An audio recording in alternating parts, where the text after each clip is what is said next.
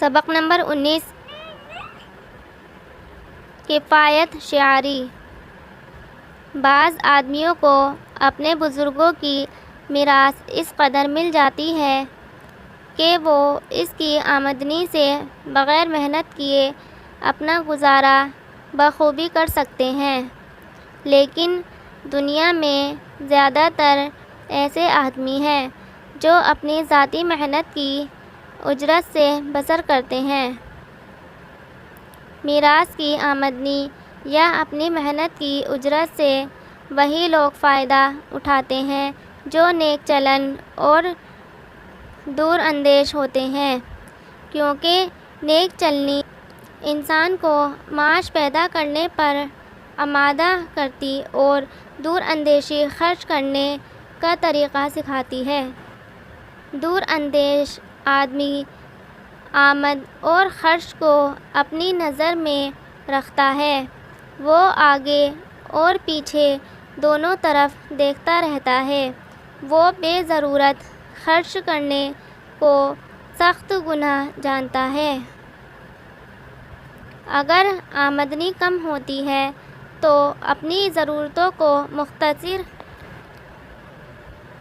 مختصر کر دیتا ہے، حتیٰ الامکان کچھ نہ کچھ بچاتا ہے تاکہ بیکاری، بیماری، قحط اور اتفاقی ضرورتوں کے وقت کام آئے۔ وہ موقع پر دوسرے کی دستگیری کرتا ہے۔ ایسا آدمی کفایت شعار کہلاتا ہے۔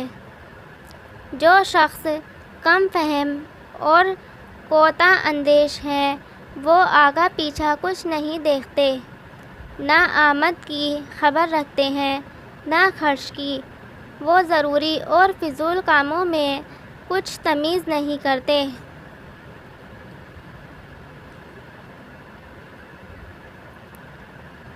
صرف موجودہ حالت کو دیکھتے ہیں۔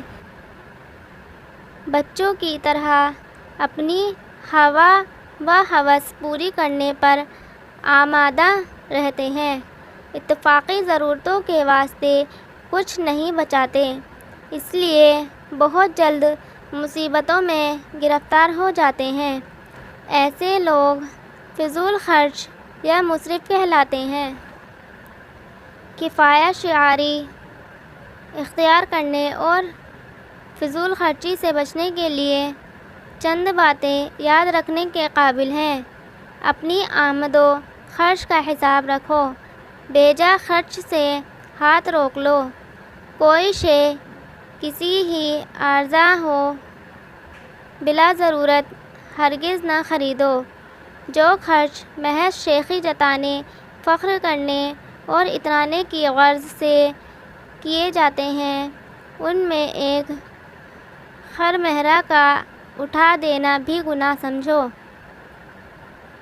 جو کچھ خریدو نقد داموں سے خریدو، قرض کے طور پر کوئی چیز ہرگز نہ لو، اگرچہ تھوڑی دیر کے واسطے ہو۔ غریب آدمی جو اپنی محنت کی اجر سے گزران کرتے ہیں، اگر وہ کفایت شعاری کے طریقے پر چلتے اور اپنی آمد میں سے کچھ پس انداز کرتے رہتے ہیں تو ایک دو نسلوں کے بعد ان کی اولاد اچھی خاصی دولت مند بن جاتی ہے۔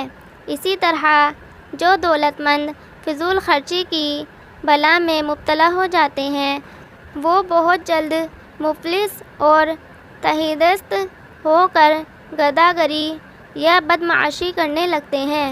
اکثر غریب آدمی ایسے ہیں جو کفایت شعاری کے کچھ پس انداز کر سکتے ہیں، مگر اس کے محفوظ رکھنے کا موقع ان کو میسر نہیں۔ ایسے لوگوں کی آسانی کے واسطے سرکار نے ہر ڈاک خانے میں امانت رکھنے کا انتظام کر دیا ہے۔ کم سے کم 4 آنے تک وہاں جمع ہو سکتے ہیں۔ 3.5 روپے فیصدی منافع بھی ملتا ہے۔ جمع کی ہوئی رقم میں سے ہفتے میں ایک بار جس قدر چاہو واپس لے سکتے ہو۔ روپیہ جمع کرنے والے کو ایک کتاب مل جاتی ہے، اس میں وصول باقی کا حساب لکھا جاتا ہے۔ سبق نمبر 19 کے الفاظ معنی۔ میراث، مرنے والے کا مال۔ کفایت شعار، کم خرچ کرنے والا۔ مصرف، فضول خرچ۔ پس انداز، بچا ہوا جمع کرنا۔ حتی الامکان، جہاں تک ہو سکے۔ خرمہرہ، کوڑی۔ تہی دست، خالی ہاتھ۔ ہوا، خواہشات۔